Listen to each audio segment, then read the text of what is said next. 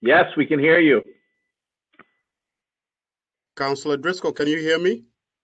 Yes, I can hear you. I'm guessing you can't hear us.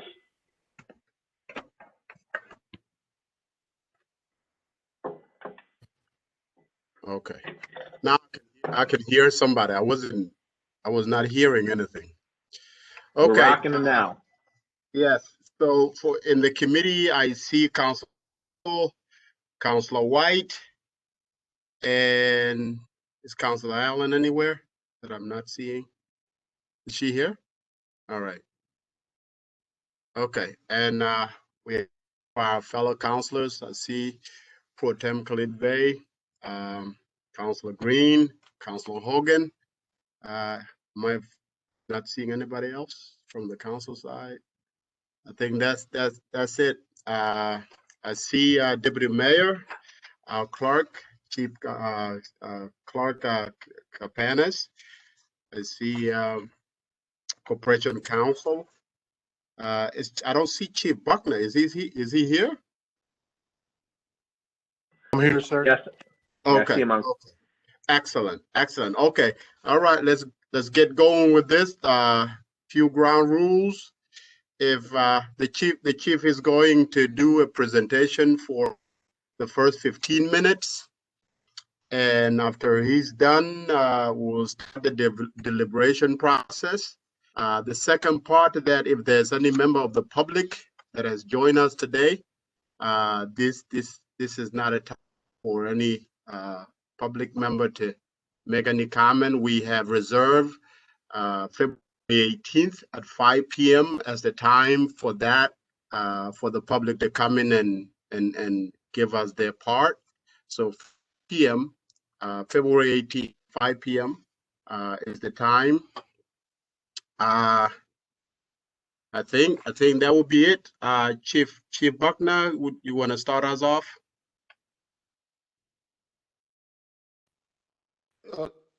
Councilman Majoke, Deputy Mayor Owens is going to start us off today. Okay, that works.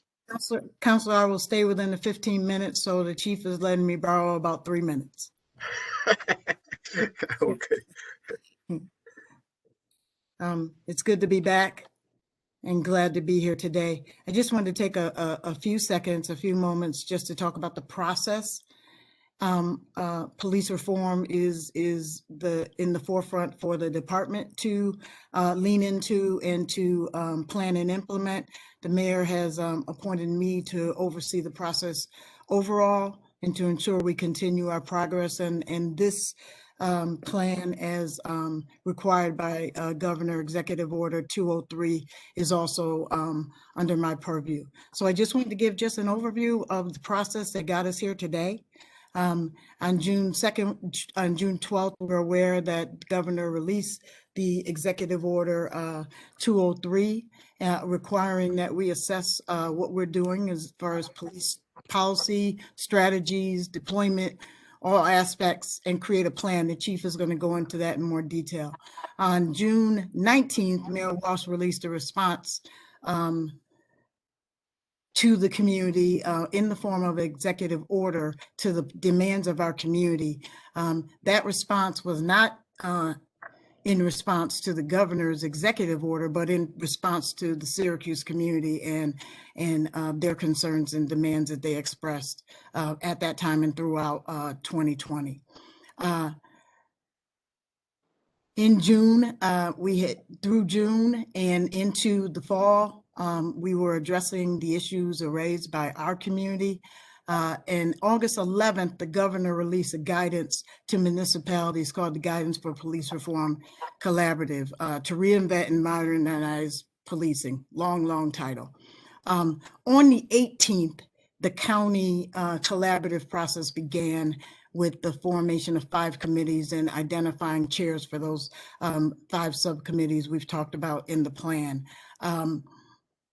I had the opportunity at that point through our local regional rep to speak to state officials to ensure that I was interpreting the governor's executive order, interpreting the guidance, and making sure I was on the right track on what was formulating in my mind in developing the plan at that point. We also received technical assistance from the New York State Council of Mayors, ICOM, multiple WebExes around this topic from municipalities all across New York State to help give us a guidance. It was that technical assistance that really helped me kind of put around my head around how should the plan actually look. And at that point, we settled on, and many municipalities have the questions that the guidance posed to municipalities to address in how they were reinventing and modernizing policing in their respective homes. And so that is how the crux of the meat of the document has been set up to address those questions that were very specific in varying areas. Under each category, what we hope to do, and we hope is translating, is to address the topic posed by the questions, the issues raised by those questions, best practices and recommendations from outside of our community to give us a greater perspective. And then if we are doing anything currently in that area, we wanted to address that. And where there are gaps and areas that we need to build upon, we wanted to address that as well. I had been meeting, had set up a few meetings with Councilor Majoke and the council leadership, President Hudson, Pro Tem Bay, and Councilor Driscoll, just to keep them abreast of the progress going on throughout the process, and to make sure that we met the deadline that I agreed to with Councilor Majoke to present the draft plan to the Public Safety Committee on January 27th. I just want to take a moment to say it is never a good time to get sick, but I got sick at the worst possible time, the 2 weeks leading up to making that deadline. And I can't thank enough my colleagues for helping me get this thing across the line to all of you to make sure we met that deadline. Thank you.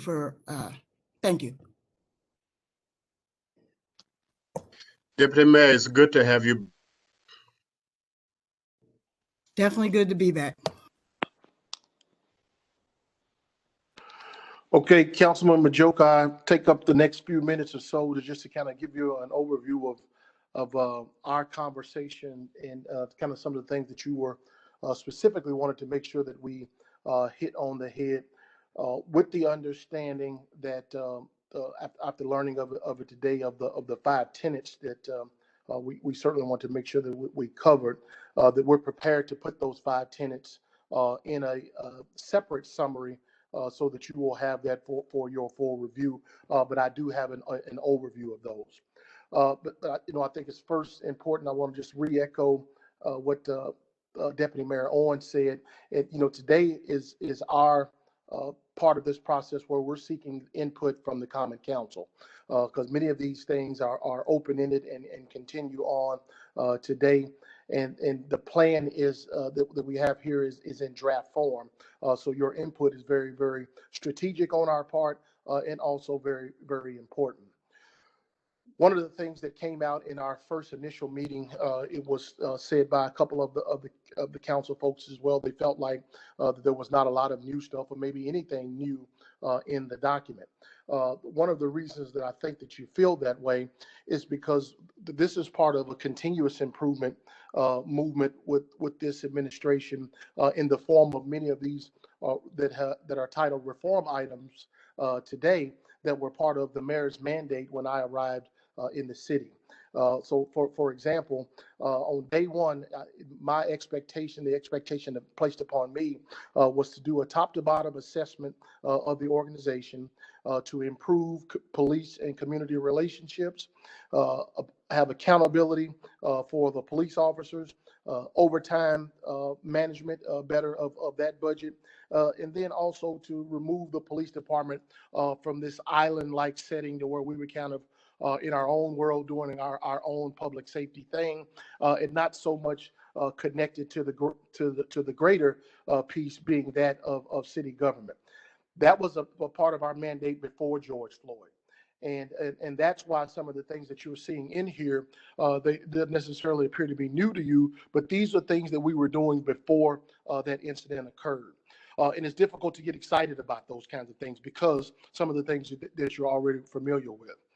Part of our 2021 goals this year for both the new items that you see here in the police reform and the items that we were working on and continue to work on is to be able to provide these things consistently in an accurate way and also transparent about how we go about doing those.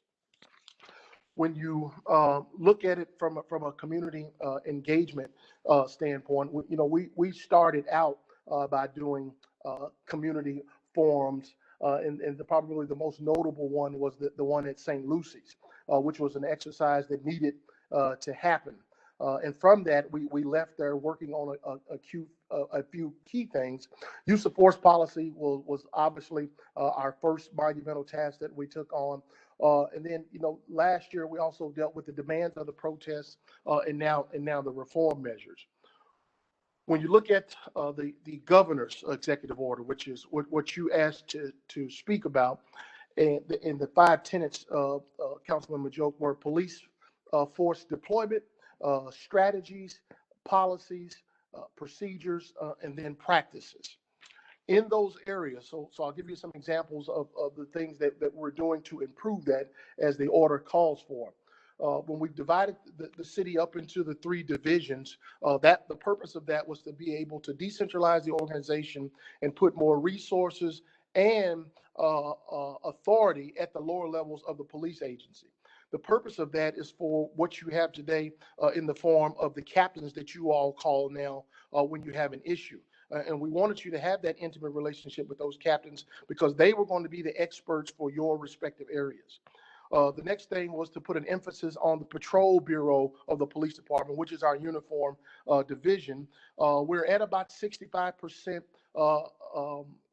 percentage rate for the number of police officers that we have in patrol. And that is so because we want patrol to be the offensive, defensive line, the backbone of a police department. So we made that with our disbursements of the classes. Once they go solo, we made patrol a priority. Now, the downside of that is that's not hurt, but somewhat limited some of the things that my investigative and support bureaus can do because they're not getting some of their vacancy fills as a result of us trying to keep that front line filled.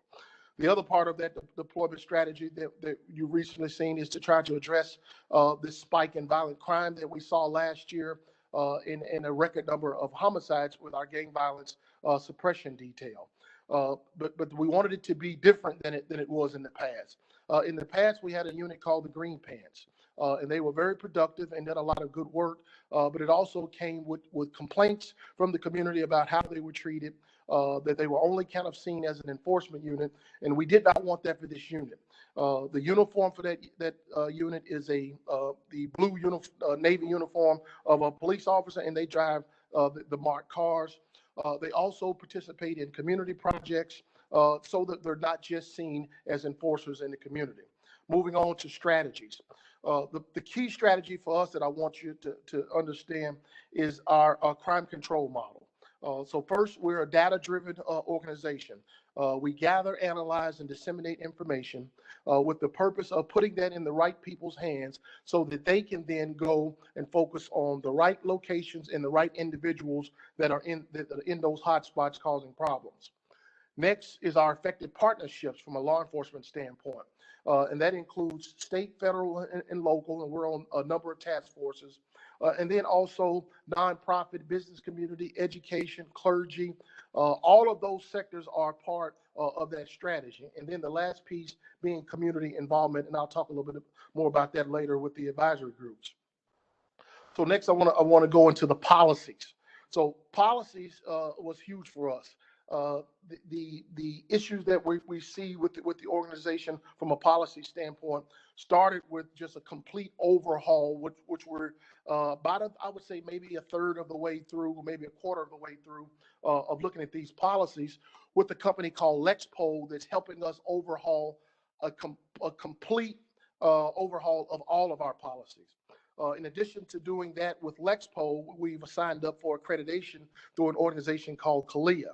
We're about 6 months or so into that, and that's for the police agency. The next component of that will be signing up the training academy later this probably late summer or early fall. Little bit of historical part of that, we were already state certified, so that's kind of something that was there in place, but we continued to be state certified, and we kept that certification. The next thing in the form of policy is our first policy. I think that what you're seeing here is probably our third version of the use of force policy. We did, and these are just some of the highlight of policies because there are many more. The transgender policy, our body worn camera policy, our no-knock warrants policy, and then the other part of that is being able to push these things online. And my goal is not only just to have them online, but for you, the citizen, be able to do a query when you have a question about a pursuit, or when you have a question about a traffic stop, that you should be able to go online and pull up that policy that SPD has, and we make that transparent to everyone and on what the guidelines are for the organization to operate under. That's also covered in the mayor's 16 points that he gave. Next, I'll move on to procedures and examples of some of the areas that we're trying to improve with that. You had asked Councilman Joe about the no-knock. Well, currently, the new policy that we have for the no-knock, it requires a lieutenant or above to first approve the warrant before it goes to a judge. Once it goes to a judge and comes back, then the deputy chief or myself, or being Chief McGork in the investigations, would have to approve for the warrant to actually be executed. So they can no longer do those things in-house within those investigative units. That has to come to the chief's office. Next, military surplus. We put an inventory list together of the things that we have, and then we also have a process in place by which you have to present a letter on what you're requesting to get from military surplus. Then that letter will either be approved or denied, or then we'll ask for additional information, and then we'll send back a letter to that individual letting them know if we can get those items. For any of those big ticket items, or being big in the form of controversy or something involving an arsenal piece or something of that nature, or be perceived as that, I will certainly make sure that that the mayor and I are having those conversations about that type of equipment before we actually pick it up. Also, from a procedural standpoint, we now have put back up our liaison committee, that we have that group that is responsible for kind of being a bridge between us and the CRB, and CRB working directly with them for the issues that we may be facing that we can work on with those groups. I also have a meeting with Raynette once a month, and then we also have the process of to where the discipline that I render must come after Raynette's suggestions when she sees the file. As I believe it was early as either this week or last week, I contacted Raynette because I felt like that we procedurally had sent some files over that did not follow that commitment, and we have since fixed that, and that process should be working the way it was designed to going forward. Lastly, practice. So when you're talking about some of the practices that we're improving upon that we've highlighted in here, the critical incidents. So providing that up-to-date information to media when we can on scene for those, and then in the early 24 hours, 48 hours afterward to give the updates for that. For a officer-involved shooting, which there was a little bit of discrepancy with that put in the universe as to the interpretation of that. For officer-involved shooters, we will provide a press briefing on the day of the incident, and then again immediately within the 24 hours to give an update for that actual case. The next thing are the annual reports. So you will be seeing reports for our annual report, which is totality of the organization, use of force, and there's a couple more that don't come to mind to me, but those reports will be posted annually on our websites for the community to be able to see those items. And then lastly here, when we're able to also as a practice, we're having our citizen advisory meetings in the community, and those are always in concert with either Neighborhood Watch or the TNT. We will have officers attend those meetings too, for the officers that actually ride the areas to where the meeting is located, to actually participate in that. So that's what I have as some of the examples that are in here, Mr. Majoke, for the 5 tenets that you asked about. Again, we can summarize this in a more formal document to those 5 tenets if you desire so. But we're ready at this time to take your questions. Thank you, Chief. You took 5 minutes of my time. I don't know who I'm going to send the bill to. Is it you or Deputy Mayor Owen? But the bill is coming. Got you, sir. So thank you for that, counselors. Let's get into it. I'm going to reserve myself at the end. I got about 5 things I wanna discuss with the chief and the deputy mayor. But if you have anything, the floor is yours. Ask one question. If there's a follow-up, it will be 2, but no more than 2 to allow other counselors to also chime in. Counselors, go ahead. Thank you, Councilman Joke. I do have quite a number of questions, but I will limit it to 1 at a time, I guess. So my first question is that in looking at this document, it appears on the title page that this is version 2.3 of this document. I'm wondering how many versions of this previous document exist and what has changed between the various versions of this document. So thank you for that information. So as we were creating we worked on this as a Google document. So as we were answering the questions and putting the components together, we would have a version, and then we would go back as the internal group and look at the next version as we realized that we didn't answer this question or there was more information on another question. So that number would actually reflect the numbers of the drafts that we were writing as we were putting it together.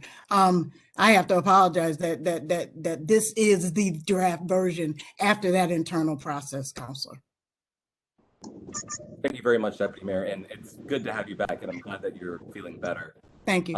I would also wonder, as a follow-up to that question, who from the administration besides yourself was responsible for actually getting together and putting together this document that's in front of us today? So we have had an internal team working on police reform all year. That has been our corporation counsel. It has been Mark Russin, who is our policy person in the police department, Chief Buckner, of course, Chief Cecil, the other chiefs who have responsibility over the various administrative components of the police department.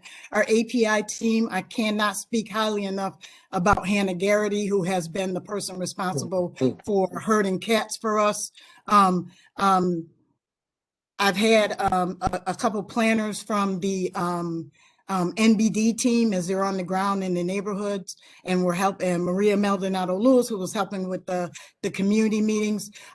That team has come together. Ruthnie Ongran, who is the document that you see before you was a Word document the day before. She pulled together it so it can be digestible for the public. So that core group, and chief folks, if I'm leaving anybody out, please make sure I don't, but that core group was the bulk of the individuals really going into and reading it. Also, I'm leaving out Janet Burke. Once Counselor, once you do something, you're reading it multiple times, your eyes glass over and you just stop seeing stuff that you should. So I asked other members of the city staff, our director at ABI, I asked Janet Burke, who writes grants all the time, to take a look at it. So a team effort. And Michika and Amanda. Yes. Over on our side too. Yes. Yeah, I'll just add, it was so collaborative. There was no one author, different parts written by different people, lots of input, really collaborative across departments.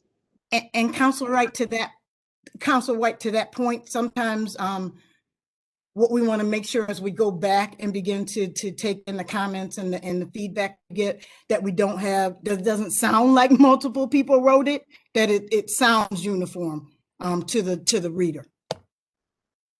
Certainly. Councilor Majoke, if you don't mind, does anybody else have a question? Go ahead, Counselor. So I have just questions, one but go last ahead, Councilor. one last one, Counselor. What? Okay, well, so I'm looking at your, let's start here. I'm looking at the list of community stakeholders. So if you turn to page 17 of the report, it lists a number of community stakeholders with you met in putting this together. So my question would be, and it really is a compound question, but I got to get it all in one shot according to Councilor Majoke here. So I'm wondering, for all of these organizations that are listed, when did you meet with them, right? How many times did you meet with these organizations? Who might have been present at any of these meetings? What did these groups demand? And what of their demands actually ended up in this draft report?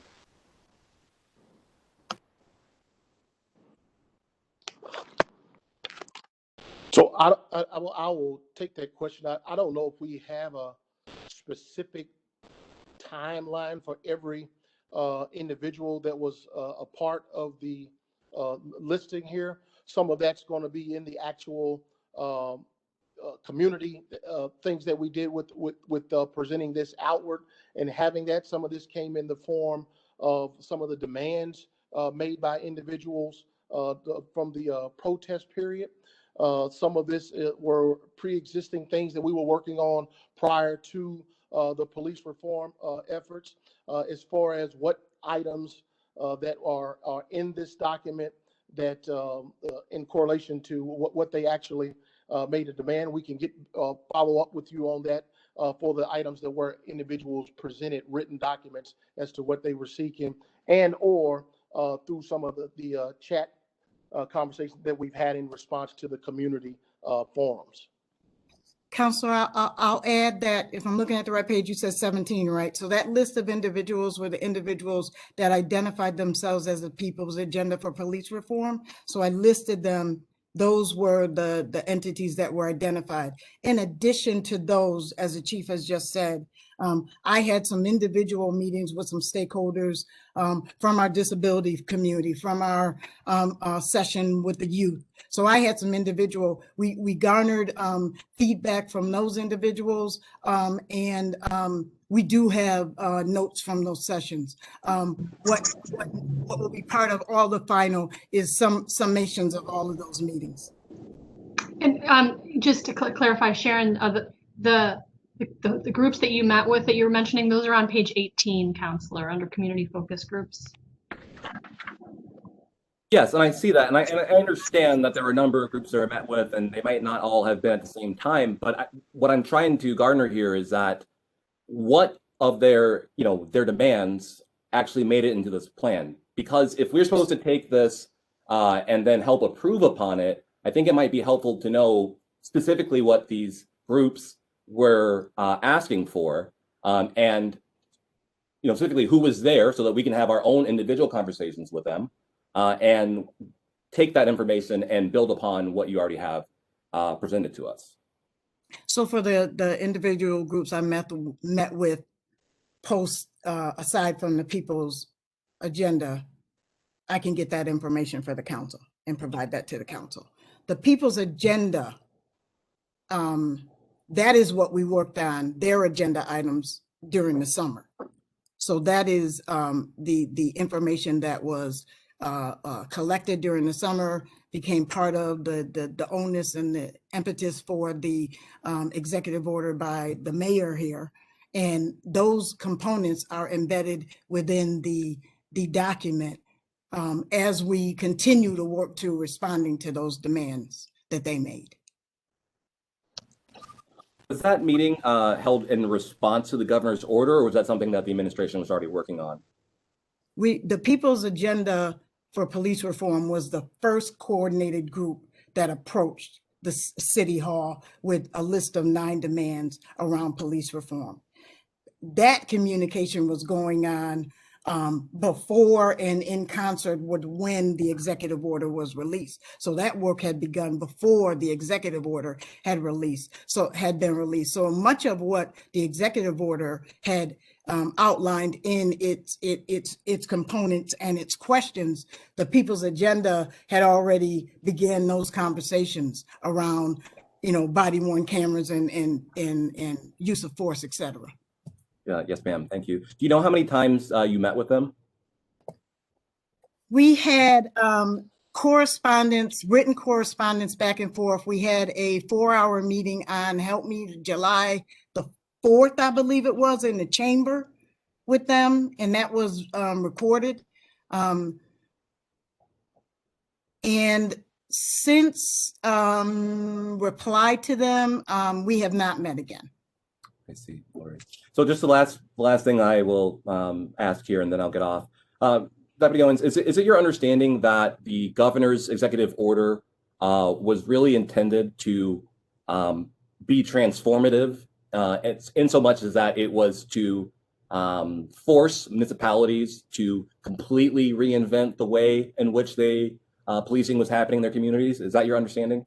It is absolutely an impetus to get communities to look at how they're policing, to the point of the 5 components that Councilor Majoke asked the chief to speak to look at what are your practices, what are your policies, what are your deployment, look at all aspects of what you're doing, to assess what you're doing, to address whether or not you are meeting, and the guidance purpose of the guidance was to help us see from perspectives other than the ones we see in our own municipalities, from national models and models like 21st century President Obama's document, to look at those best practices. So yes, it is to do that, and I'm going to tell you, it absolutely is to push municipalities to do that, because our state aid is in the balance of it. And do you, even though, what I think is presented as, more of the actual plan, here on page 75, that doesn't, even though this document doesn't, contain any benchmarks or have any dates by which these things are supposed to be or could be completed, do you consider this plan as transforming completely the way that Syracuse will and its community will deal with policing as we move forward?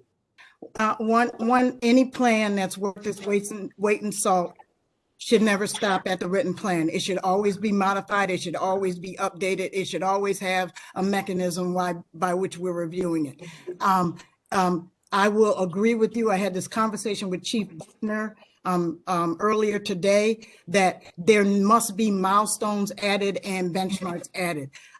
My perspective, and I'll take the ownership of this, is that to be able to do that efficiently, we need to get the feedback first to be able to set those milestones.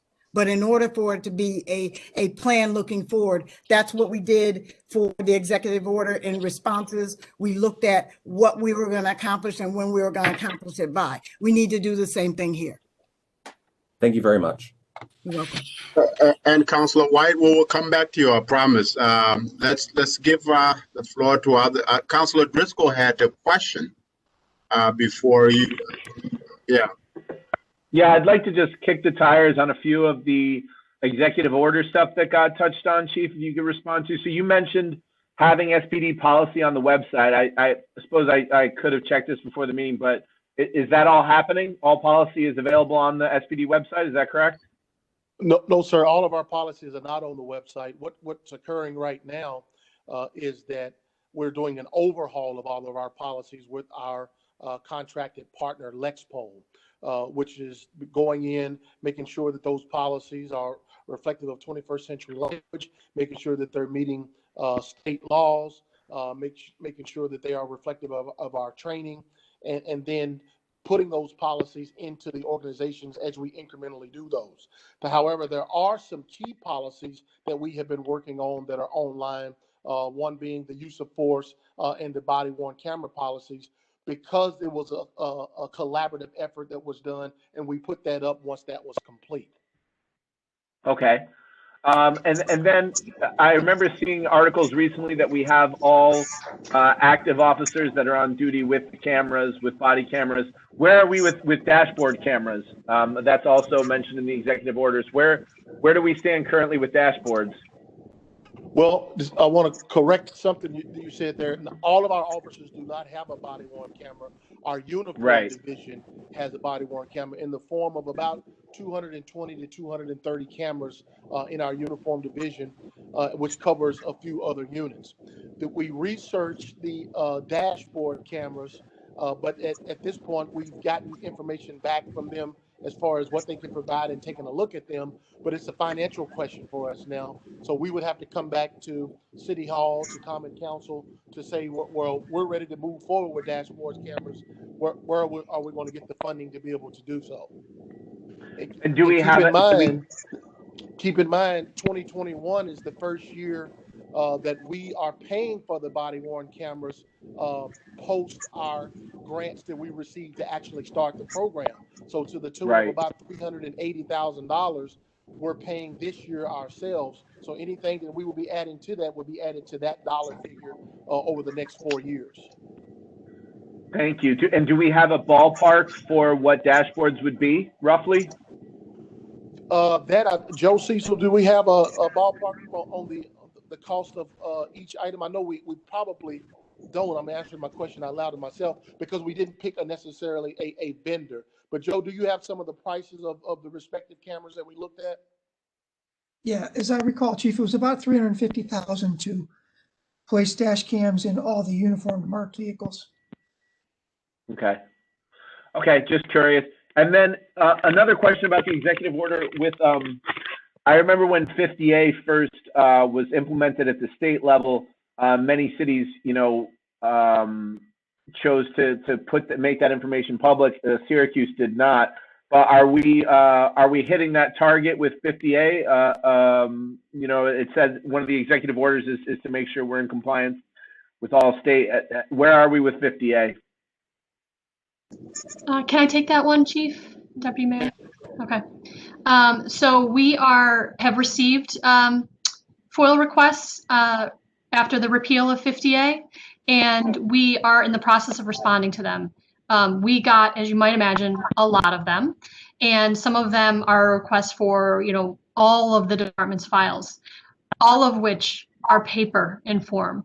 So we are going through the process, or SPD is going through the process of scanning. It requires a lot of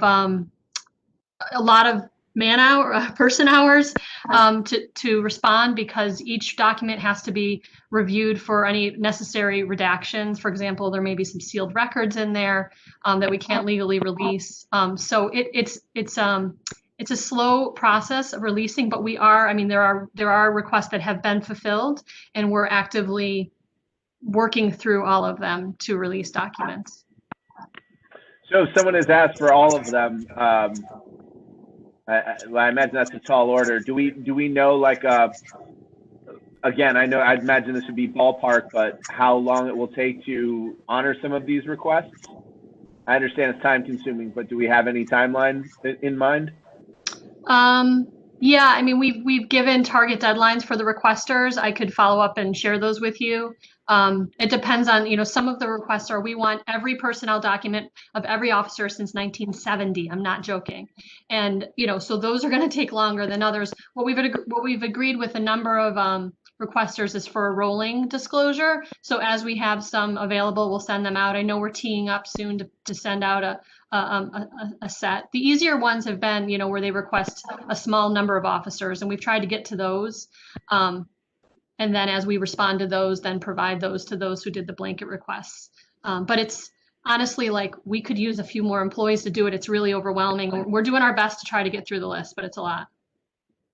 And then my last question, I know other counselors want to get on, but one thing that's always been important to me and something that I thought we could do a lot better at, Counselor Hogan and I have discussed a lot about recruitment and our efforts. It's very good to see the PSLA efforts, and I'm very happy to see Jimmy Oliver in his new role, and hoping that will contribute to some of the efforts with recruitment. But as per the mayor's executive order, are there other aspects of recruitment that we're working on, Chief, that I'm unaware of, that we're trying to do better with our targets for recruitment?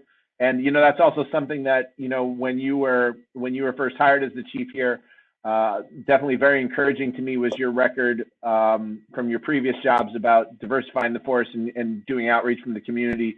Where are we? How are we doing? And what other initiatives are we doing to improve recruitment? So we recently underwent an exercise with the Department of Justice in the COPS office with an organization called CRITEC. CRITEC is Collaborative Reform Initiative Technical Assistance Center. They had 2 subject matter experts that they sent to Syracuse, and they did a number of interviews and observations, putting eyes on a top to bottom assessment of our hiring, recruitment, and retention efforts that we have with the police department.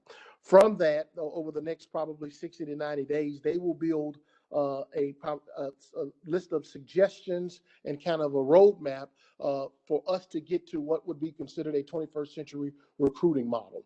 So to give you some of the examples of some of the things that they would look at.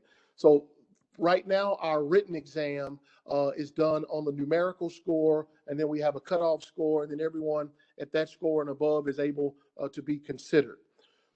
They are of the opinion that should be a pass-fail scoring, thereby you capture more candidates that you will have in your process to give us a larger pool of eligible candidates. The challenge with that for us, in which we certainly agree with the premise of that, the challenge for that is to logistically be able to canvass 250 applicants versus 180. So that's just an example of that. Once we have that roadmap back from us, we'll begin implementing those items that they are going to send us in that to make sure that we're reflective of that. The other part of that involves having more community input, which in this next class that we'll be starting, I believe in July, one of the things that we will have is a community panel. There's a lot of mistrust and misinformation on the part of the community about the hiring process. So we will have a panel of civilian Syracuse residents that will be a part of an interview panel that will interview the candidates near the end of the process, like we do for the Chiefs panel. Those are just 2 examples, but in short, we're overhauling the entire process, and we should have that back here within the next 60, 90 days or so. Great. Thank you, Chief, and thanks, Councilor Majoka. I appreciate it. You're welcome, Councilor Driscoll. Now, Chief, just out of curiosity, your camera is not on. Is that intentional, or as well as Chief Cecil? It is intentional, sir. I'm working from home today. Okay. Yep. All right. Councilors? Anybody? Councilor Allen? Yeah. Go ahead. I was waiting to see if Councilor Allen had questions. If not, then I'll go. Yes, no. I have a number of questions, Chief, but I think some of these are relative, so I've actually condensed them into 2, believe it or not. I had about 4 or 5, but some of them are relative, and so I'll ask them, and hopefully you can touch on, the 2 or 3 parts that's in the question, either you or the Deputy Mayor.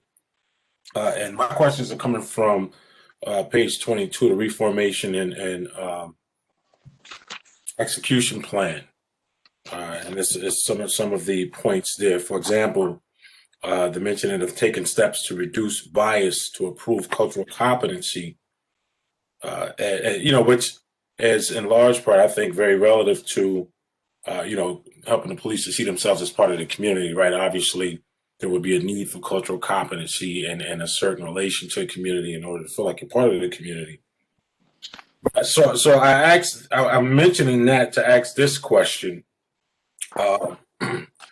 Has it been considered to include in this document request to the state, and I don't know if the governor can do it by executive order or if it requires an act of the legislature, to amend the Taylor law to make residency an obligation. And, obviously for new hires, we're not talking about current hires, but make residency an obligation, especially considering our fiscal condition. To have those incomes in the city would be quite the shot in the arm in terms of revenue generation. And so, because when you're looking at efforts to eliminate bias, cultural competency, causing officers to feel like they're part of the community. One definitely do that is to have them live here. So I'm just wondering, has that been considered and specific to the Taylor law? Because I'm not talking about a contractual agreement. I'm talking about a rule to make it a mandatory that they live in this. Have been considered. Councilman Bay, I'm not aware of any efforts on the part of us requesting. I know that we as a chief staff have not requested a repeal of that law. And I'm certainly have not asked our legal folks to consider that. Deputy Mayor can tell you as to whether or not the mayor has approached that, but I will put in there what you said that you're not talking about. We did achieve that effort in an agreement between us and the PBA that's a part of this contract that is a part that is in front of an arbitrator as we speak. So the Taylor law, no, sir, but we're working on an effort to establish that contractually. Yeah, I understand contractually, but obviously that doesn't have the same type of teeth. And so, you know, and for my colleagues, forgive me, I don't make any assumptions that people know or don't know a thing, but Taylor law was specific to New York City police officers. The cost of Manhattan or living in Manhattan was very high, so they were allowed to live outside of Manhattan. That same law was passed blanket across the state, and so has created some very challenging fiscal conditions for cities between Yonkers and Buffalo. So I just want to point that out, but I just want to mention that for consideration, Chief. My second question, which I think that it's also, can I just speak to it as well? Yes. You've been, sending the rally cry around this issue for many years. And then recently the Assembly and all of the laws that were passed through the Senate also addressed this. What I believe that could come out of this is that, as the council and the council's take on the Taylor law and the position of the legislative body of the city, as this plan is ratified, could be a message sent from the city of Syracuse. The other thing is that I would have to believe that multiple municipalities, particularly along the upstate corridor, are feeling the same way. Yeah, without a doubt, without a doubt. I appreciate that, Deputy, and Chief, I appreciate the response as well. My other question is also a blend of a couple, and this is relative to efforts toward internal diversity. And, in this respect, Chief, you can correct me, or Deputy Mayor, you can correct me. I'm not sure if this exists. I know there's been talks in the past about the city having its own test. And I could have swore, Chief, you talked about an effort. I don't know if there is a test or you guys talked about a test, but I'm asking specific about a request to the state for the city to have for our police department, even our fire department, maybe its own civil service exam specifically on the city level for city workers, as opposed to it being ran through the county. Has that been considered? I can tell you that as a part of Councilman Bay to the consultants that came in town, that was a conversation that there was significant interest in looking and exploring that. One of the things that I did learn is that it's not a new conversation. It is my understanding that this conversation came up before for the city to do what I believe Buffalo and Rochester do, and specifically that they have their own civil service process. Right. My That's understanding is that is about $500,000 a year for us to be able to stand that up. And I was told that it kind of died there. But I believe that will probably be a part of the recommendations from these consultants as well, to consider getting out of that county or state civil service process. That's a fair. So any idea, and Chief, I'm not necessarily asking this to you, but if you do know, and maybe it's something you guys have to get back to me, but any idea about what that shared service costs us now? The fact that the county handles our service, I would expect that it's the same or more. I think we need to research it and come back. Yeah, if we could find out, because obviously, and I'm preaching to the choir. If us doing it ourselves, it may not be feasible, Chief, to your point, to separate just public safety from the others if we're doing it through the others through the county anyway. But, I think it's worth it to do a price comparison just to see what that looks like. My last question was going to be about use of force, but I wasn't aware. I may have missed the email about an October 15th, 2020 updated draft. So I'm going to yield on that question. I'll look and see if I missed it. But if not, if somebody can send it to me, I appreciate it. Yeah, I'll send it to you. You can find it, that and the body worn cam, you can find it on our city blog. You can find the link to it right there. Also, just real quick, Councilor Bay, the legislation at the state on the Taylor law, we are in full support of it. It has been drafted, so we're in full support. So I think as a city, and Kristen made the point in the chat that that language is specifically on page 69. Maybe in the revision, we need to make a more poignant point about our support of that. Okay, all right, appreciate that. Also, Councilor, the draft policies, use of force and body worn camera that were released on October 15th are included in the plan in an appendix. But I'll also find the link to where they are online and I'll put it in the chat over here. Okay, I'll look for them in the appendix. I appreciate it. And thanks, Councilor Joe. Councilor, can I answer your question? Councilor Green, did you? Yes, sir. Yes, go ahead.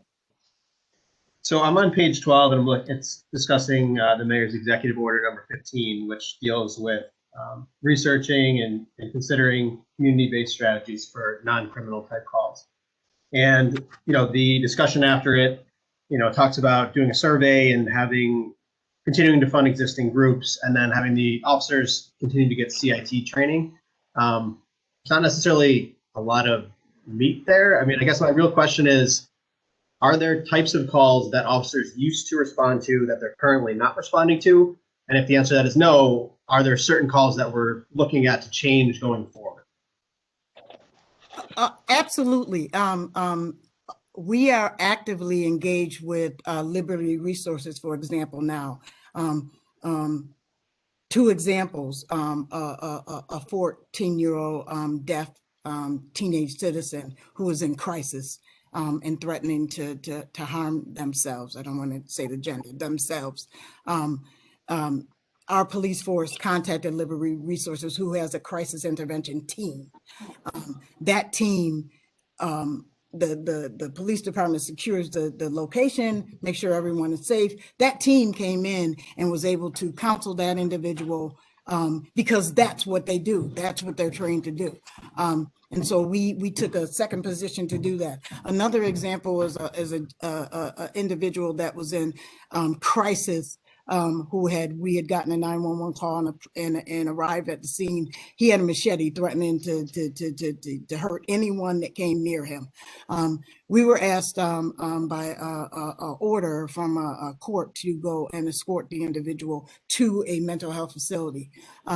What was at debate at that time is that he did not allow us into his facility. So we had Liberty Resources on site to try to counsel and talk the gentleman down. So those are two examples of how we're doing that.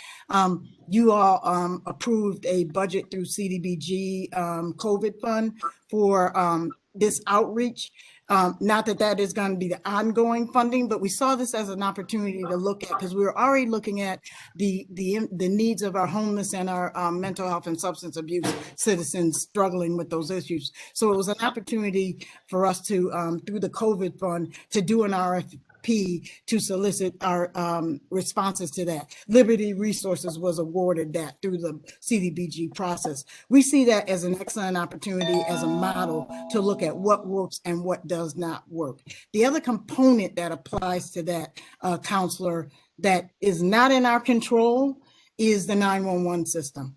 Boone County has an amazing pilot program that they implemented, and we're looking at that as a pilot to really be able to train the 911, the individuals on that end of the call when they're receiving them, to be able to appropriately triage what type of call it is so the appropriate responses could be made.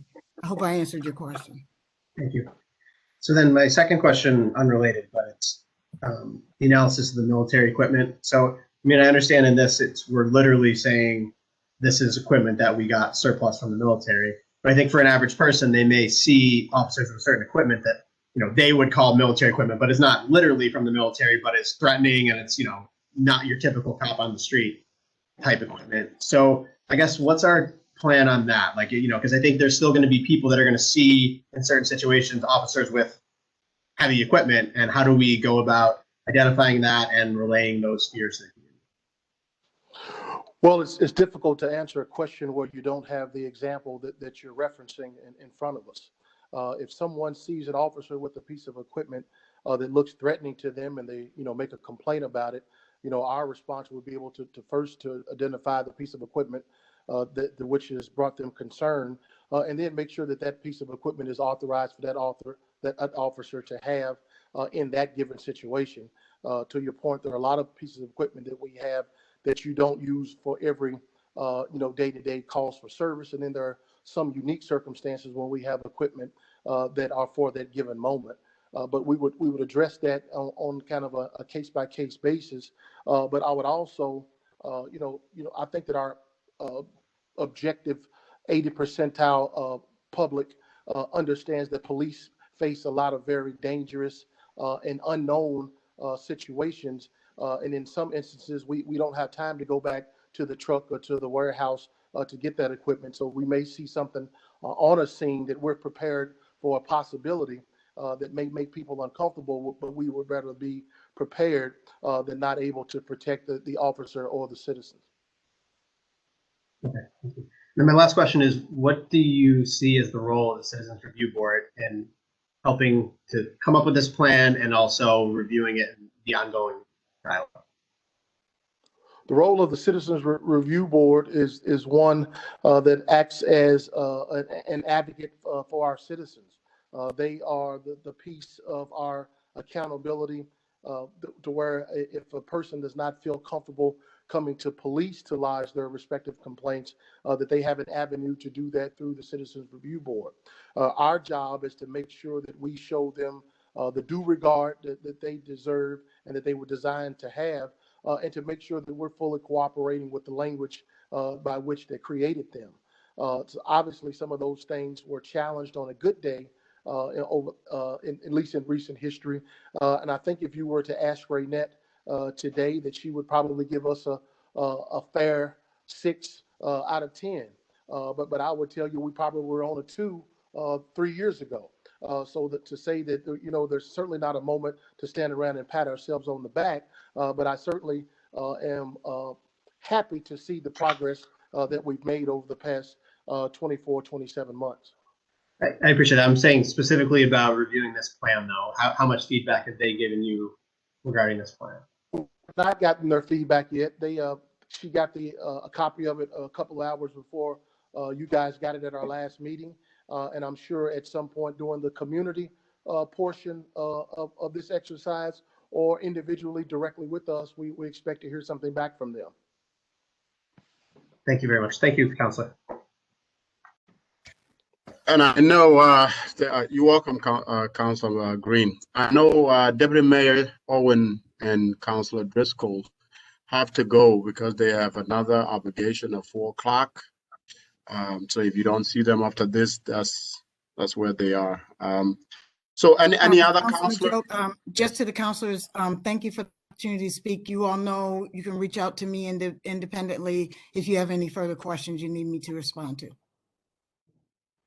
Thank you. Any other councilor with questions? I only have one there, Councilor Joke, Sure. Police Chief.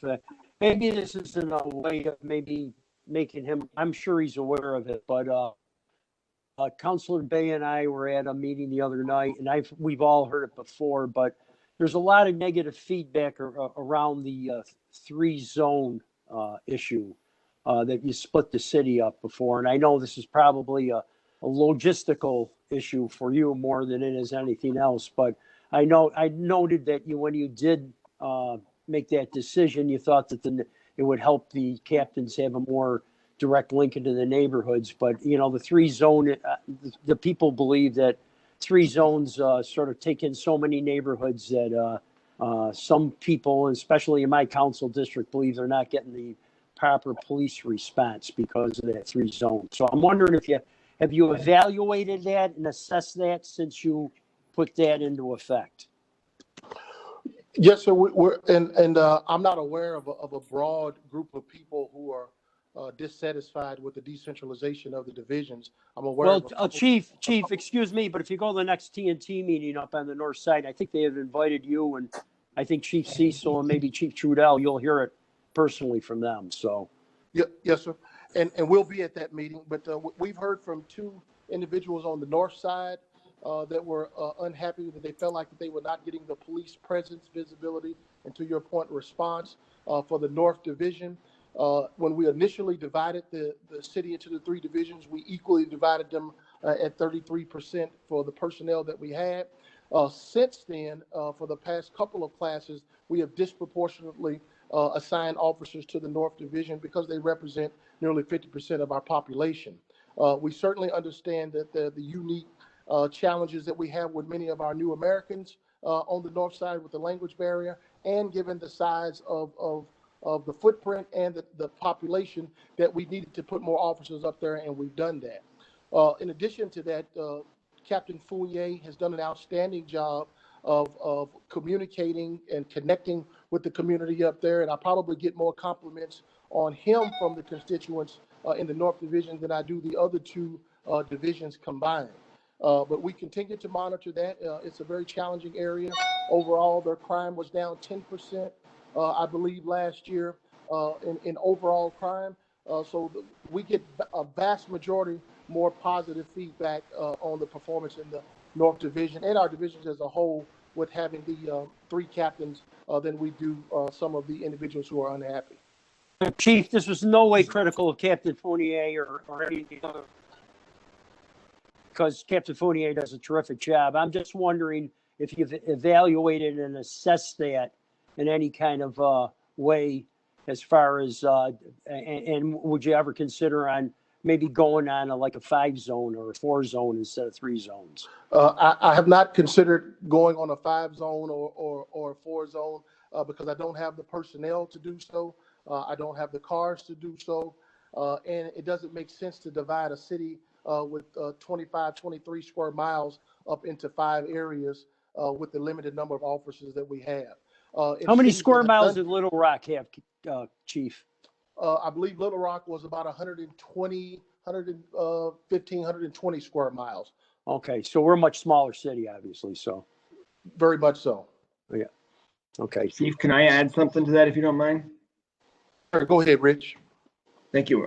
We also, just to let the councilors know, we did a redistricting, which meant we looked at all of the territories that make up the city of Syracuse, and we equalized them based on call load. This was all done in 2020. It was one of our goals. Equalize them based on call load and crime, and the north side having 10 territories compared to, the 5 east or the 6 southwest automatically means that every single shift, the North District gets 10 compared, or gets more compared to any of the other districts. So we also did that effort in 2020 to equalize and to understand what the district call load looked like and get cops in the right spots. Okay, thanks, Chief. Thanks, Chief. Hey, Counselor. Councilman Joke, I have one more if I could. Yes, please.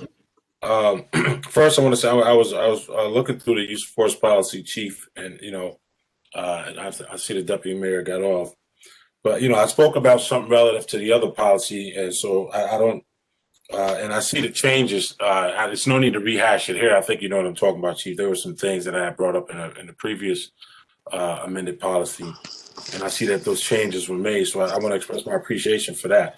But under section 300.7, it's subsection A5. Yes, sir. What are the subject exhibits? Yeah. And this seems like this is the area where the lines get blurred, right? I'm looking at some of the things, and this is just and I want to draw a parallel here. Obviously, we ideally we train our officers to have and to be able to use a certain amount of discretion, but this is often where we get into trouble, right? This is often where the lines get blurred. I'll give you an example. I am oftentimes mistaken for being an angry person. People mistake the fact that I'm willful with being angry. They mistake the fact that I'm disciplined for being unapproachable. I also got thick eyebrows, so that may be a part of it too. I hear this a lot, that I'm unapproachable and that and I'm angry. And forward only goes forward. If I veer to the right or the left, it's no longer forward. What I'm talking about is candor, right? But that willfulness is often mistaken for anger. And so it's understandable that this is what I'm saying. And I'm only saying this, Chief, to say, and I don't say it under the assumption that it doesn't happen. But whatever additional training we can do to make sure that when we use our discretion under subsection 5, where we're closer to accurate than we are inaccurate, that'll go a long way to make sure that we are not, creating, some issues like the ones we've had in the past. Because obviously, when you leave it to the individual's discretion, and again, this is, with respect for the training that our officers go through. When I look at, for example, pre-assault indicators, I don't know what that means, right? I don't understand what that, or what might be considered kinetic body movements. Everything is kinetic body movement. Every time I move my hand, my head is kinetic. So it leaves room for the lines to be blurred. And so I just express that just out of concern. I don't really have a suggestion in that respect, except to say that I hope that, we give as much attention to that specific type of training, because I think that'll go a long way in changing the interaction with our officers and our citizens. Councilman Joe. So Councilman Bay, Sure. just to respond to that, the bullet that you have identified, I agree with you. It's very subjective, and it can lead to some misinterpretations.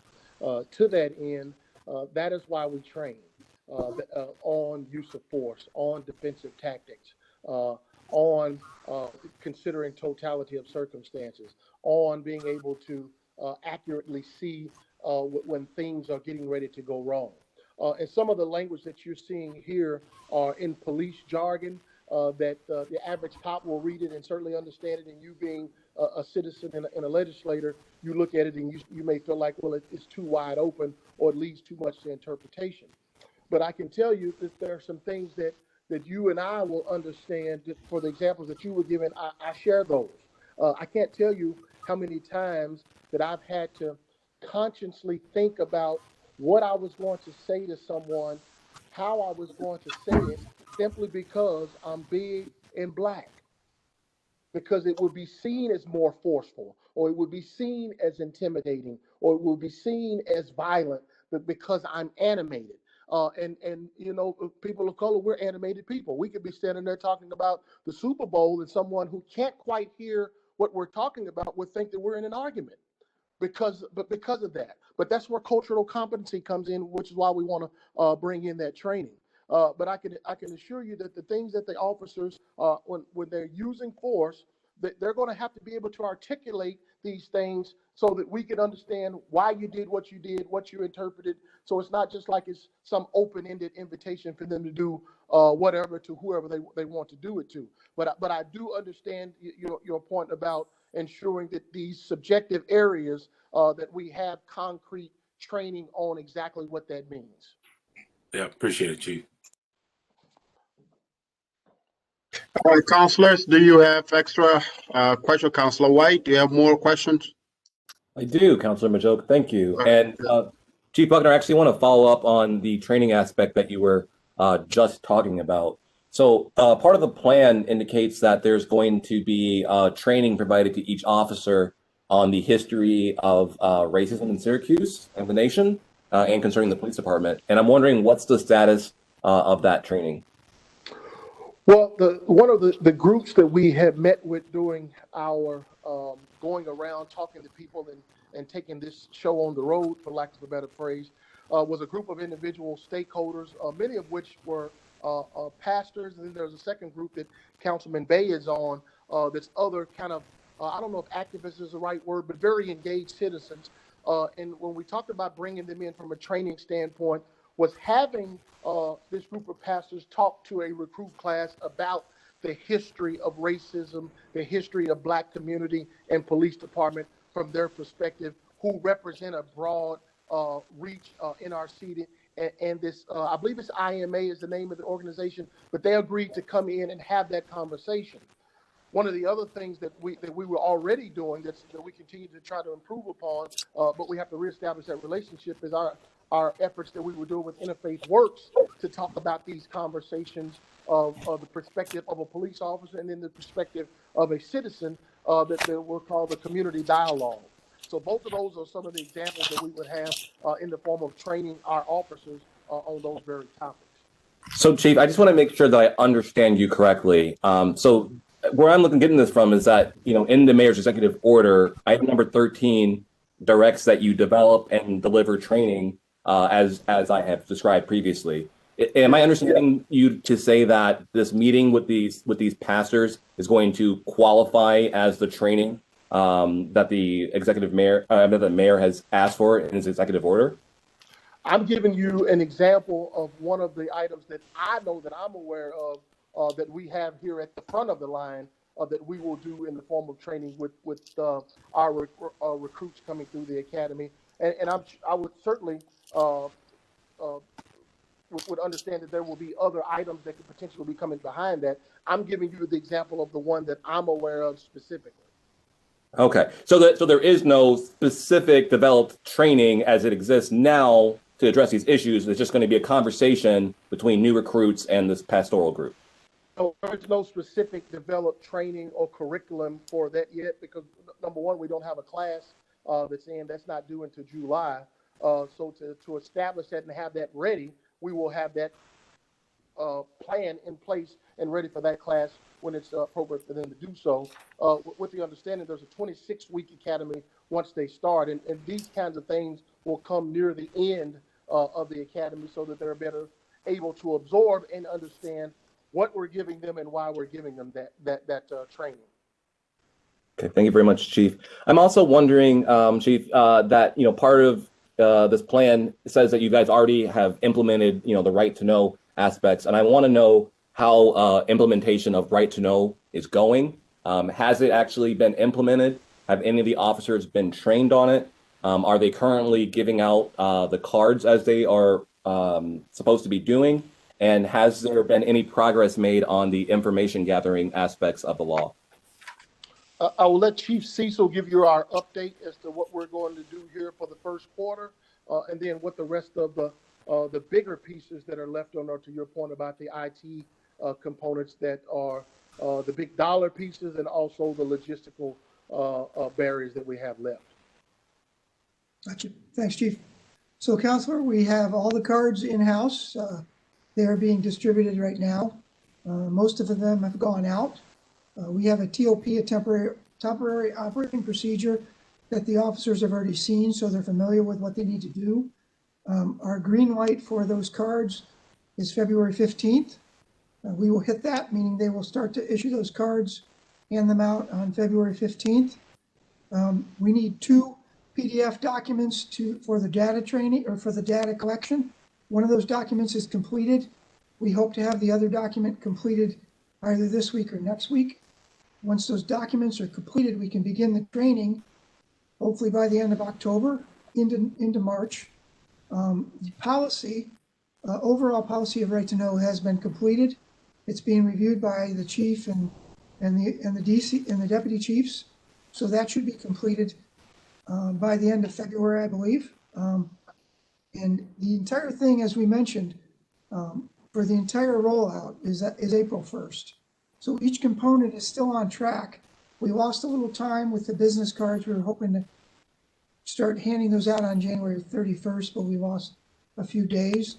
But again, those will begin on February 15th. So, Chief, I'm interested about that. So, implementation of the law was supposed to be December 1st, and I believe you came to us asking for a change in the cards so that you could make sure that the use of the internal ID number was appropriate. So what happened between that approval and December 1st and such that the cards have not been being used already? Okay, sure. So one of the things was we received the cards in January. We faced some contractual issues with those cards and had to send them out and have a reprinting. So we lost some time there. And that's why they are being handed out on January 31st, but our new target is February 15th. It was a contractual issue that put us behind on the cards. Chief, what do you mean by a contractual issue? Well, I'll let Chief Buckner handle that one, if you will. Chief? So the union came forward, and the concern that they had was placing the first and last name of the officer on the card from an officer's safety standpoint. It is not uncommon for our officers to receive threats, to be targeted for something that they've done in the job. We agreed with their concerns and agreed to put the officer's last name instead of officer first and last with the card. The unique identifier on the card was never in question, which is for our agency, the IBM number, same as employee number. So now the cards will have Chief Buckner, IBM number 1002. That's the information that they will have on that card. So, but the question raised by the union was having both first and last name on the card, which made us modify them. Chief, I'm just wondering, you brought the unique identifier issue to us. Is there any particular reason why you didn't talk to us about this particular change? Well, this particular change was not one that was outside the language of the right to know language. We asked for the officer's name. We were giving the officer's name. Asked for the badge number. The badge number was in question. We brought that to the Common Council, and in doing so, we agreed to do the IBM number. So we didn't feel like that there was anything in dispute, or that we were not cooperating with the language and the intent of the card, which was to be able to identify the police officer and who they specifically were with some unique identifying number. Chief, if you stopped me, or if I was stopped on the street by an officer and they asked me what my name was, would they be satisfied with only my last name? No, but I think you're doing apples and rhinoceros. Those are two different things. One, the officers, I'm assuming if he's stopping you, he has a legal reason to do so. So to be able to check you out, to run your name or information, that officer would need both your first and last name and some additional information. In contrast to that, if you wish to complain on Kenton Buckner and how he treated you, you want to be able to identify him, who he works for, and who he is in your organization. You have that with the officer's last name, his IBM number, and where he works. So we've satisfied the language of the right to know language and what our understanding of what the intent was. Okay, thank you very much, Chief. Chief, what's your understanding surrounding the community's feelings on SROs in the schools? My understanding is that there are what appears to be a small percentage of people who want the school resource officers out of the school, a disproportionate number of citizens, faculty, staff, parents, and teachers that want the school resource officers in the school. We're in the process of working with the Board of the school board to work through this issue, but most importantly, make sure that if we are in the schools, that we're doing what we were there intended to do, which is constructive contact with these young people, and obviously to provide a safe environment. But that is my understanding and what I have seen from that particular topic. Chief, do you think that it's prudent for the administration to spend money on a consultant to figure out whether or not SROs should be in schools? I think that the kids and our school system is probably one of the most important pillars that we have in our community. It is also the source of a lightning rod in conversation. And if a consultant is able to help our community come together to create something that we all will be proud to have as it relates to our school system, I think it will be worth every dollar that we spend. Okay, thank you, Chief. And just finally, in relation to these draft policies that are attached in these appendices, are these in final form or near final form? Sure. Well, can I jump in on that one? Go ahead, Chris. Right. So in terms of a timeline and how they stand right now, the Mayor Walsh's executive order directed that those policies be revised. And so that work started early on. And then when the governor's process geared up, we said, well, we don't want to issue final policies when we still need to go through this public engagement process. Let's combine this together and make sure that we get feedback on these policies throughout the governor's process. So that's why they were posted for public input back on October 15th as the mayor committed to in early summer, but we intentionally left them open for public comment throughout this process, even though it's a really long public comment period, longer than we might otherwise do. So to answer your question, they're not final. They're still open for public comment. The portal online is still open for it, and we're hoping to get more feedback during this process. We did get input from the CRB on the policies. We had a session with the CRB, a public session where they provided a lot of detailed feedback. But yeah, they're definitely not final. Looking for input from the community on them. They won't be finalized until after this process. You're on mute. You're on mute, Ronnie. I mean, Counselor, sorry. It's okay. Thank you very much. I'm wondering, would it be a fair expectation to finalize those policies as a result of this process here? Yeah, absolutely. I mean, that's the goal, to get feedback, and if anything should change based on public feedback, CRB feedback, all of those stakeholders, the team, looking at those policies would consider those, and then a final policy would be issued after this legislative process, and then the officers would be trained on the new policies, and then they'd be rolled out.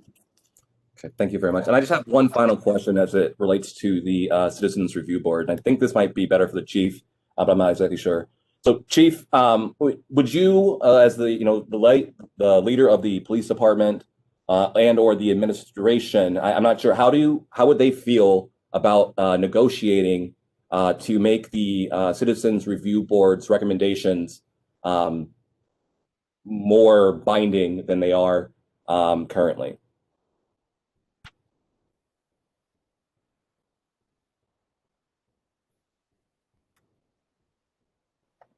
Can you hear me, sir? Sir, I don't understand your question. Yes, now we can hear you. I can hear you now. So what I'm wondering, White, I don't understand your question.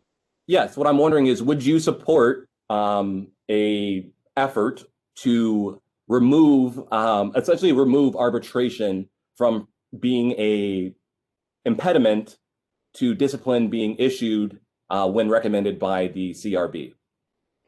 So are you asking, would I be in favor of CRB being the final decision for discipline of police officers? Essentially, yes. No, sir, I would not be in favor of that. I'm very protective of my responsibilities. Thank you. All right, any other counselors? Okay, Chief, I got a couple of questions myself. The first question is for me is, since we are going to give this plan to the governor, some of which we all acknowledge that a lot of it is what we are already doing as a city, wouldn't it make more sense to actually have data shown on what has worked with what we already have? For example, if you look at page 44 with hotspot policy policing approach, wouldn't it, with all those elements there, wouldn't it make sense to also include the data of what has worked to just kind of give more teeth to what our plan and what we are giving the governor is? So if I want to make sure I understand your question, Councilman Majoke, that would it make sense to have more data included to the things that we have put in this this order to Yes. show what is the corresponding data to support that? Yes. I don't think that's necessarily a bad thing. Obviously, some of the things here would be very easy to attempt to quantify it. Some of it would be qualitative data, obviously, but I don't know if that's necessarily a bad thing. But I would say that Councilman Majo, given the time that it took us to get to this avenue, that we would certainly be probably pressing, if not impossible, to try to qualify everything in here from that standpoint before this is due to the governor's office. So what I'm asking in that, Chief, is look, for example, street addiction, snug, trauma response. I'm sure they have some report there that, because these programs are not 2020 or 2019 programs. They've been here for a while, right? Yes, and if that data is qualitative in some sense, I think it would make sense, since we are sending this to the governor and telling the governor, look, this is our plan, some of which is already working. We got this going. I think it would make more sense if he doesn't ask for it again. If we send him this and he doesn't ask for it now, somehow he's gonna follow up with it. That's just what I think. But for us, just to even show to the community also that is reading this, or anybody that is reading this, that there is some scientific backing to what our plan is. You see? I understand your question, and I know you use it as an example, but I certainly want to touch on it. We certainly would have no bearing over the data or the accuracy of the data of other organizations. Now, we certainly would stand behind the information that we provide you from SPD, but we certainly, when you talk about some of these other outside organizations, I can't speak to or for the accuracy or what they would be able to provide you to quantify the effectiveness of their respective organizations. Okay. Now, my second question, Chief, is you in the document, you talk about New Americans, right? And how the interaction of the New American community and the police department. Now, Yes, part sir. of the struggle in the New American community is the language, obviously, for many reasons. Now, as a part to try to mitigate that problem, is there anything in the police department that is in place, such as ethnic brokers, people who you can call directly, especially for a specific, for example, if a police officer is directly on the site? And I know, to your credit, you have reached out to various communities, and you actually meet with them from time to time as a part of a community relationship building. Now, based on a police officer, a single police officer who's on duty, is there any resources or like a resource book that an officer carry with them at all times, that, for example, if they stop somebody from South Sudan, for example, that do not speak and cannot communicate with the officer, that somehow at that scene that officer is able to contact that individual? So I will answer your question with the help of two different areas after I give it this overview. That is Trudell from the uniform standpoint, and then what McGork and our investigators do when they're investigating more serious crimes that we have language barriers. I will tell you that first answer to your question is no. I do not have a book or a cheat sheet for the uniform officer to have at his or her disposal to refer to for a list of people to call. We do have an opportunity with communications to use them for a piece of a contract with the company they have. I believe that company is called Voyance. Is that the name of it, Trudell? Yes, that's accurate, sir. And I have some follow-up information. So Voyance is something that we're exploring now on how do we get beyond, Councilman Majo, the contract for communications to where it's more of a contract for the on-scene police officer to address the concerns that you're making, and Trudell is heading that up for us.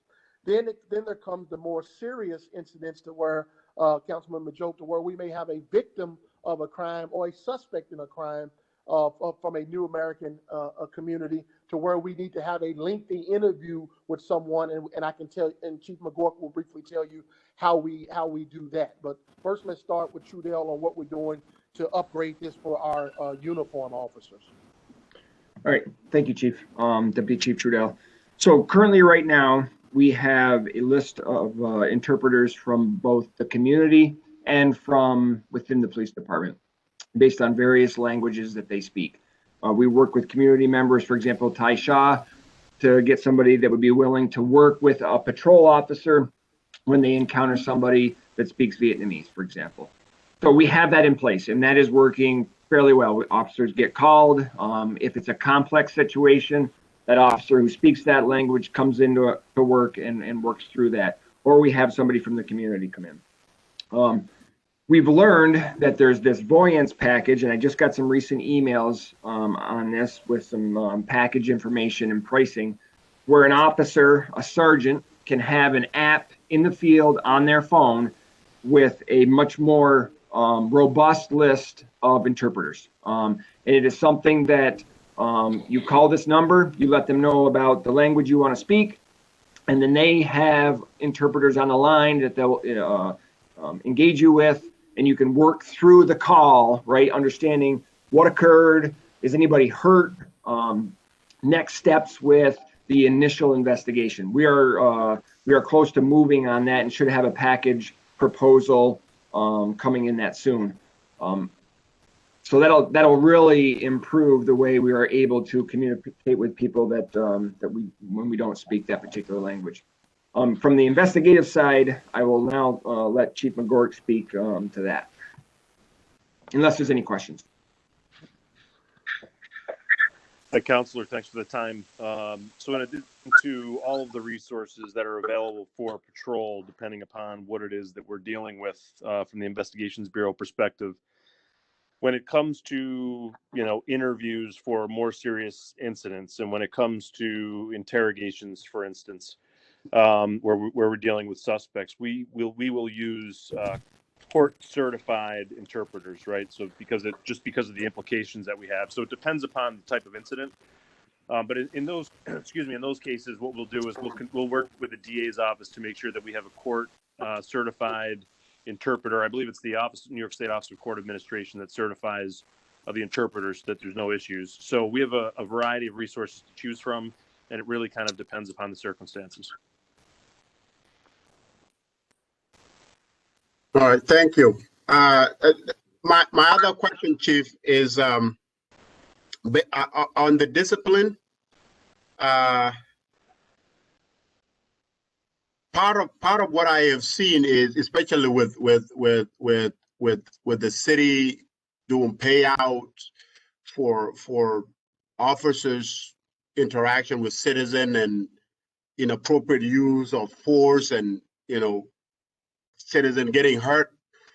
I haven't seen anything, and please correct me from this document. I haven't seen anything from this document that shows how far a discipline would go. I have seen where you say, well, certain things are unacceptable, but to what level are they unacceptable? We have officers that have repetitive behavior and haven't been dealt with. Is there anything in this document that talk about that? If I understand your question, you mean something that speaks to I guess the scale of what discipline would be rendered for that individual in the event that they violate the policy? Particularly due to the repetitive of offenders, yes. You're correct. There's nothing that speaks to that.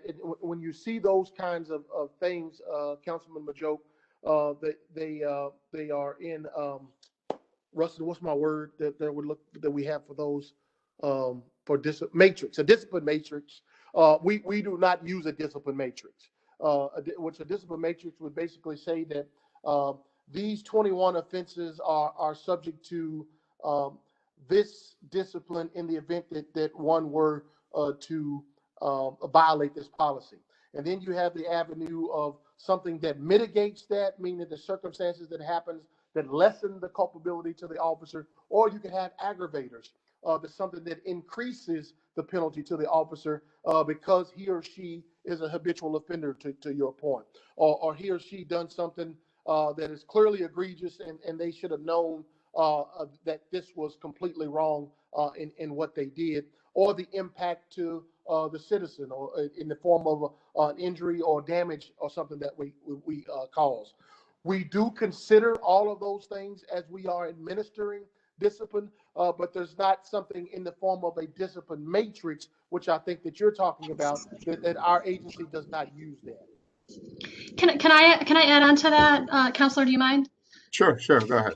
One of the prompts in the governor's guidance talked about early intervention systems, and that's something that is discussed a lot in in policing circles. And the idea is, if you see sort of a pattern with an officer, to sort of catch it early, and sort of deal with it in terms of whatever would be appropriate for training, retraining, discipline, and what the document here says is that the software used by the Office of Professional Standards does have some tools for early intervention, some flags that can be attached when there starts to be a pattern with a particular officer, and that's something that Ops has begun implementing. I think that probably falls under the category of an in-progress item that it could be utilized more. And from my understanding, that's definitely something on the radar of the department, that the new leadership over at Ops is expanding the use of that. And I think that really goes to what you're saying when you talk about, repeated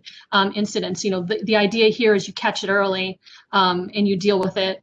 And so that, because, it's before it gets to be too much of a problem and causes, other difficulties. Well, thank you. I'm happy. I'm happy to see that is in the process, and it is so important to have something like that addressed, both for you, Chief, and Kristen. I mean, I'm preaching to the choir here that these behaviors are causing city resources and are causing citizens a lot of things, and that need to be addressed, right? And I thought something like this would highlight something like that in a much more detail, and I would also even go as far as that effort that is being done should also be included in this.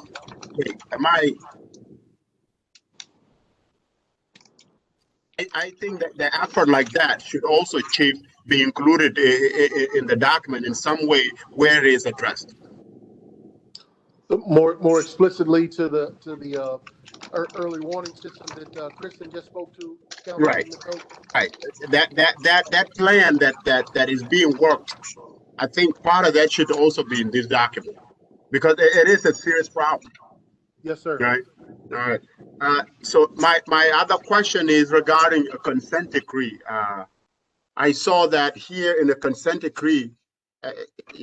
I'm glad we were able to, Kristen, to successfully make sure that the consent decree was still effective and not being taken away.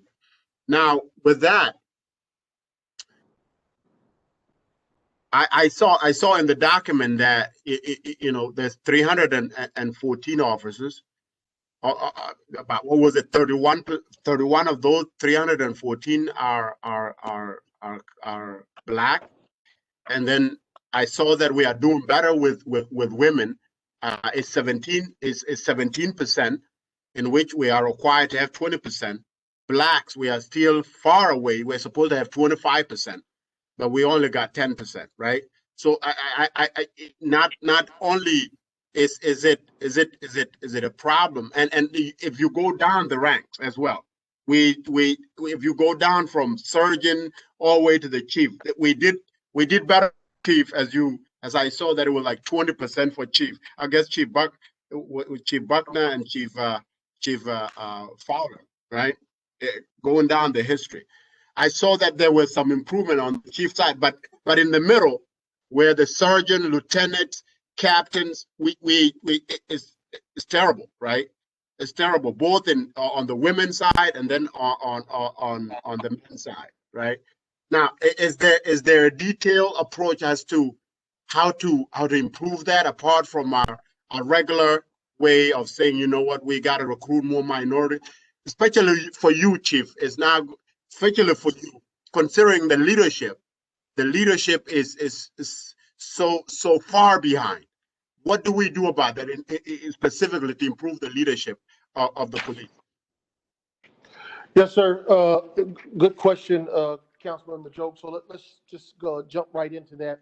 So in addition to the efforts that we have from what I discussed with Councilman Driscoll from our recruitment, hiring, retention standpoint and dealing with CRITAC and that organization. So in addition to that, so there is the issue of diversity represented at every level of the organization. And it basically is nowhere near where it should be. But we're making progress. So even though I know it's not a lot of progress, 2018, when I asked about that number, the percentage of African Americans, that number was at 7%. Today we're at 10%. I will tell you that that we're still not retaining the percentage that we would like through our process, and we're trying to work to address that. We also had 0 minorities in the command structure of the sergeants, lieutenants, captains, and deputy chief. Other than myself, there were no other African Americans in the rank structure. We have 2 now. We'll have 3 by the end of this week. Another African American is on our list to be promoted this week, so that will take that number to 3 sergeants. Not listed here. Also, there's an African American female that was promoted for the first in our history over the records department that we have now. The problem that we have, Councilman Majoke, is multi-layered. First of all, you know, when we get the African American or the people of color through the front door, and now they're a part of the police department, they have to aspire to want these opportunities to take supervisory, management, executive roles in the organization. And it's also our job to motivate them to do that. Once they do that, then they have to compete in our promotional process, which currently is a written exam that they take, and then they're numerically ranked, and then you are promoted based upon the opportunities that come forward as the vacancies occur. But you have to study for that exam, obviously, and then you have to come up with a competitive score in order to put yourself in a viable place to be considered. The other issue that we're looking at, in addition to with our hiring process, is the promotional process. Our goal is to create another component than just the written exam to add what's called an assessment center, which is basically scenario type of question given to a candidate, and then he or she gives you their response to that question as to how they would deal with that particular issue. Those types of scenarios have shown to do better for women and minorities from a scoring standpoint. So we would diversify the score in having 2 components to how you are ranked, which we think will help increase the number of minorities both on the list and then where they rank on that list. All of those things take time to implement, but that is the plan going forward to try to address the lack of representation that we have at every level. Now, I will tell you that just to give you some perspective of this, Councilman Majoke, I met Miss Cassandra Jones Ingram last week. And the reason I met her is because I found out, you know, that she was still in the city, and she was our first African-American female on the police department. The thing that blew me away is that she was hired in 1981. If that doesn't say to you the lift that we're trying to do, I don't know what else to tell you. The first black female was hired in 1981. That's crazy. That's crazy. But that tells you what we're up against.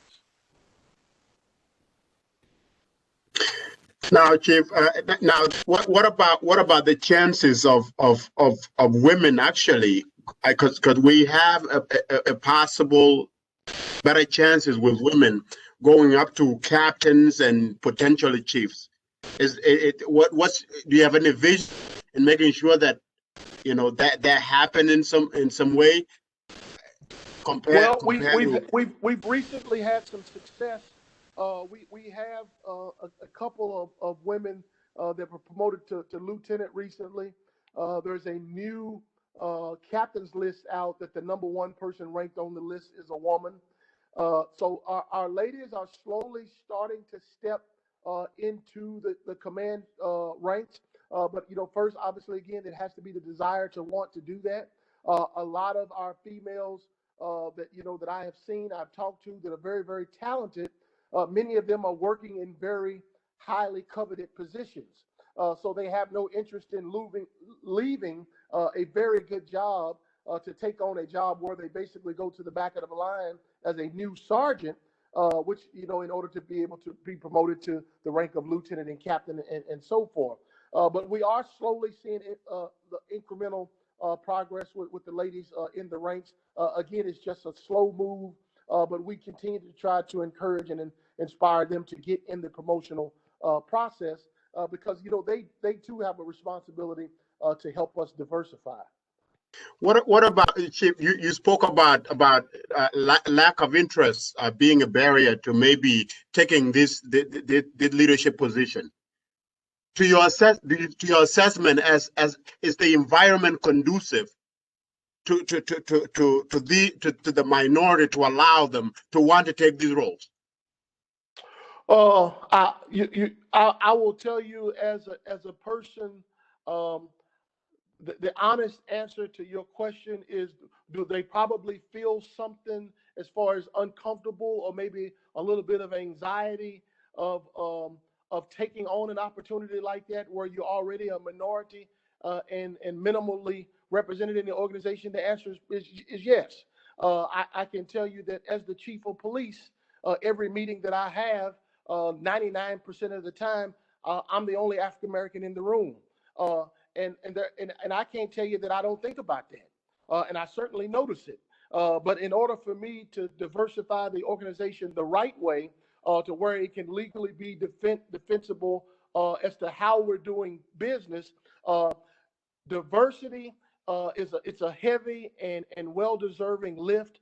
But in order to do it right, it takes time to get people in and then up. So first we have to get them through the door. That's my first challenge, and then to get them to move up is the second challenge. Both equally challenging, but again, if they are interested and bring their energy to the table to do that, we have shown in the short amount of time that this administration has had that if they are there for the opportunity and they've done the work, then they will get the opportunity. And some of that, to your point, is maybe from a perception standpoint, they maybe could have felt like that they wouldn't have got that opportunity. I don't know. I think that conversation is unique to every individual, both males and females, because it would be foolish of me to try to speak for how a woman feels about navigating in a male-dominated profession, because I'm pretty sure that there's some things that they feel that I'm not aware of. But I'm certainly sensitive to the fact that we need to be inclusive in everything that we do. And I try to do that as much as I possibly can, both inside and outside the organization. Now, does your effort include you actually sitting down with the potential candidates and allow an opportunity to express what they feel that hinder them from pursuing these better opportunities? Sir, I have an open door policy to the community and the officers. I think I subscribe to a chief has to be accessible inside and outside the organization. I don't know if you remember, but you're a guy that keeps up with the media. One of the complaints that was lodged against me is that I was stopping people in the public safety building and asking them, why haven't you taken the promotional exam? Well, the vast majority of the people that I asked that question were women. And some people took exception to that because they felt like that, why are you trying to encourage these women to take promotional exam? And why didn't you ask this white male who was standing over there that same question? And I understand by asking me, why didn't I ask that white male that question? Well, we don't have a problem with white males taking the promotional exam, but we do have a problem with the lack of representation of women represented, of people of color represented. And it's important, to your point, that they hear from me that I value that the community values that. And more importantly, when they do their part, that we're going to give them an opportunity when they put themselves in a position to be hired and promoted. Now, Chief, I think it would make sense to me, since I've seen a lot of this document is about showcasing what has been done. I think to me it would make sense to also showcase from the chief leadership perspective, to also showcase some of the effort that you have put forward, such as that, also as part of the plan, because this plan is being done to mirror what the community is, right? And none of what you just said there is in this document, right? Yeah, and some of that is more of kind of a testimony of what we've done and the challenges that we faced, and the things that we inherit as an administration. And every administration inherits some things that they must tackle and be responsible for moving forward. We certainly have hit our challenges head on, but to your point, we can provide a narrative in here that kind of describes where we were as a city, pre this executive order, or pre George Floyd, versus where we are today, and where we hope that this executive order will take us. Okay, thank you. My other question, Chief, is in the executive order, you talk about restorative justice. Now, from Kristen, I heard from Kristen earlier that somehow part of that effort include somewhat liberty resources. Why isn't there a good descriptive of what restorative justice effort are in this document? You said the question is, Councilman Joe, why is there not more information in here about restorative justice? Yes, about restorative justice. Yeah, justice. I know that especially on juveniles, categorically, and adults. Well, I know that there's an organization called Trinity, I believe is the name, that is referenced in the document. I don't know if we can follow up with you, or if Chief McGort can offer some examples of what restorative justice has looked like in our court system. Yes, Counselor. So I think we're talking a couple of different things. So restorative justice, I think there is, and I don't have the page number in front of me. Kristen may have it, but restorative justice is more, I think we're talking about things like care court, drug addiction court, and things of that nature. So restorative justice in that sense really would be, alternatives to incarceration, which really would not be something that we would speak on as a police department. It's more of an effort from the courts to kind of divert people away from incarceration. Is that what you mean? Yes, in a sense, and I'm sure with Governor asking for it, there got to be a tenant here addressing that. Either because when I saw this plan being drafted, that it is a collaborative effort, right? And I saw in the document that somehow that part of it, there was some kind of consultation also between the department and the court. How come none of that was, or am I not just seeing it, Kristen? There's a little bit on page 24, but I'll be totally honest, as we were working through this, when we got to the restorative justice piece, a lot of that is really outside of the control of the department. It's, as Chief McGork mentioned, programs that are handled through the court system. Certainly the police department is part of the larger partnership of public safety, but I guess we were focusing on efforts that the department could actually, had the authority to make changes to implement. And so there's not a real deep discussion about what other agencies are doing on restorative justice. But this is good feedback. We can, take a second look and maybe expand that discussion to your point. Okay. Last question for me.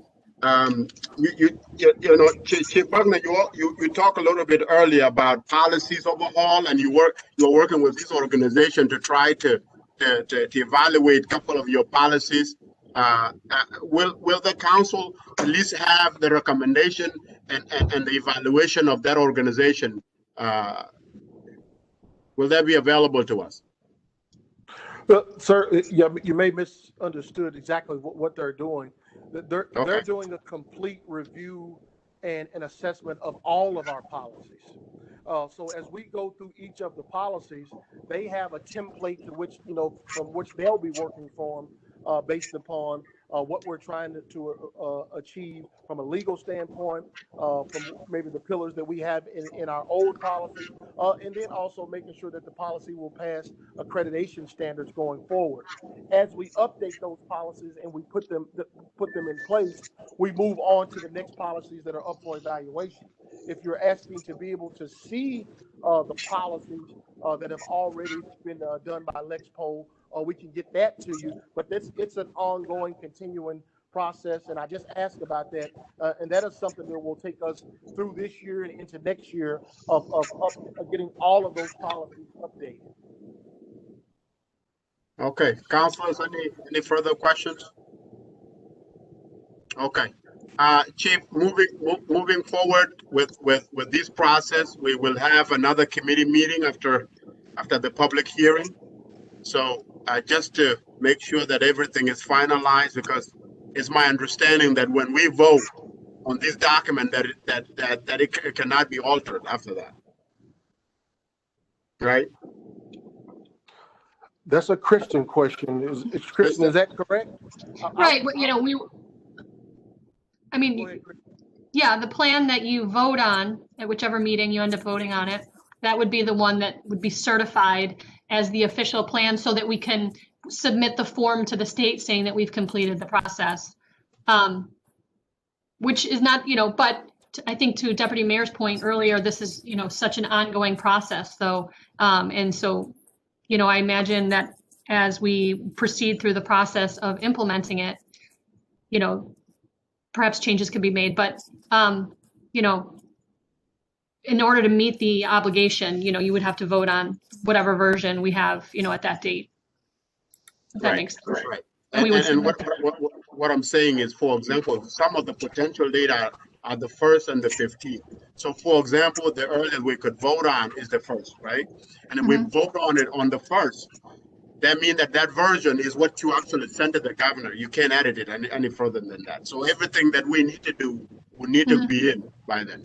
Yeah, and we're aware of that, and have carved out time so that in the time following, and in fact, the time following that final public input, we have enough time to incorporate any changes, and I think we'll get going on that work. I have some time carved out tomorrow, knowing that we'd already get some feedback today to start, incorporating feedback. All right. Well, if nothing else, thank you all for coming today, and thank you, Chief, and everyone for staying with it. We got a lot of work to do, and I'm happy we are all working together. Councilman Majoke, if it's okay with you, I will circle back with you to make sure that I have the correct homework documented that you would hope to see us present to you going forward. Yes, and I have some other things I want to talk to you about as well offline. Okay. Yeah. Okay. All right. If nothing else, have a good night. Thank you. Yep. Take care. Thank you, Counselor. Thanks, counselors.